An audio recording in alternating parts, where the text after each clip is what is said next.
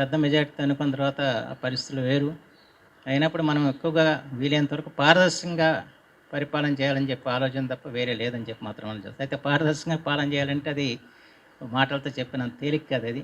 చాలా సవాళ్ళను ఎదుర్కోవాల్సిన పరిస్థితి వస్తుంది. మీకు కూడా తెలుసు ఏ రకమైన సవాళ్ళు వస్తున్నాయి, ఏ విధంగా వ్యవహారాలు చేస్తున్నాయని. అయితే ఇలాంటి విషయాల్లో ఏంటంటే అభివృద్ధి గురించి ఆలోచించడం కానివ్వండి, ఇలాంటి వాటిని నిరోధించినప్పుడు శత్రు సంఖ్య పెరిగిపోతూ వస్తుంది. వాళ్ళు చేసే ప్రచారాలు చాలా అధికంగా ఉంటాయి.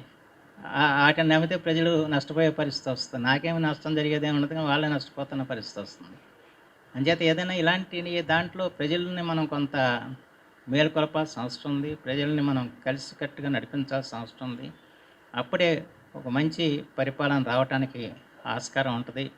ఆ దిశలో మీ సహకారం నాకు ఉండాలని చెప్పి మాత్రం ఈ సందర్భంలో మనం చేస్తున్నాం. నిర్మాణం చేయబడిన ఈ పులిగడ్డ యాక్టివిటీ 1977లో విస్తరణ పొందిన తర్వాత మన మొత్తం ఈ ఆవనగడ్డ నియోజకవర్గంలో ఈ 4 మండలాలకి నీటి సరఫరా ఇస్తుంది.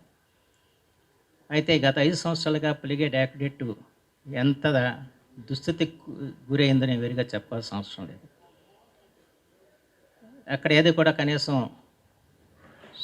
ఎంత కళావిహీనంగా తయారైన పరిస్థితి వచ్చింది. దాని గురించి కూడా ఆ రోజున మనం పోరాటం చేసాం. పెద్ద ఎత్తున రైతు పోరుబాటు నిర్వహించినా కూడా ప్రభుత్వం స్పందించిన పరిస్థితి లేదు.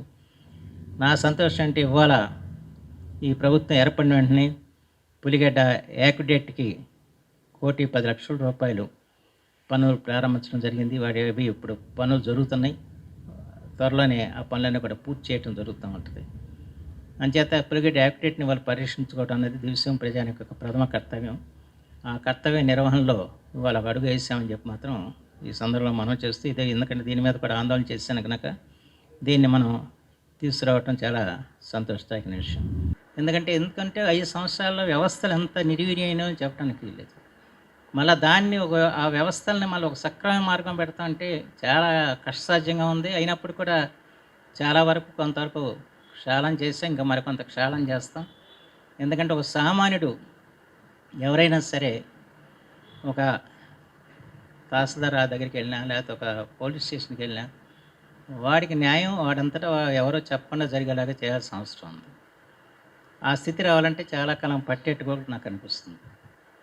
అలాగే ఎక్కడ కూడా ఇప్పుడు మేము ఇవాళ ముఖ్యమంత్రి గారు చాలా ఉదారంగా ఈ ముఖ్యమంత్రి సహాయ నిధి నుంచి ఇవాళ ఎవరైతే శస్త్రచికిత్స చేసుకున్నారో వాళ్ళందరికీ కూడా ఆయన సహాయం అందిస్తున్నారు.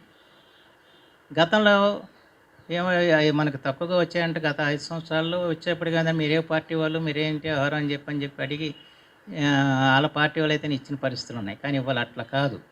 ఇవాళ ఎవరైతే అడుగుతున్న ప్రతి ఒక్కరికి మనం ఏదో సహాయం చేద్దాం. దీంట్లో పార్టీ కానీ, కులం కానీ, మతం కానీ సమస్య లేకుండా, ఏ ఒక్కరికి కూడా కష్టపడకుండా, ఏ ఒక్కరు నష్టపడకుండా ప్రతి ఒక్కరికి ఆరోగ్యం సమకూరే విధంగా వాళ్ళ ముఖ్యమంత్రి సహాయ నిధి ఇస్తున్నాం అని చెప్పడానికి నేను గర్వపడుతున్నా అని చెప్పి మాత్రం మనం చేస్తున్నాం. ఇండియా పాకిస్తాన్ ఉద్రిక్తతలపై లేటెస్ట్ అప్డేట్స్ కోసం డౌన్లోడ్ చేసుకోండి RTV లైవ్ యాప్.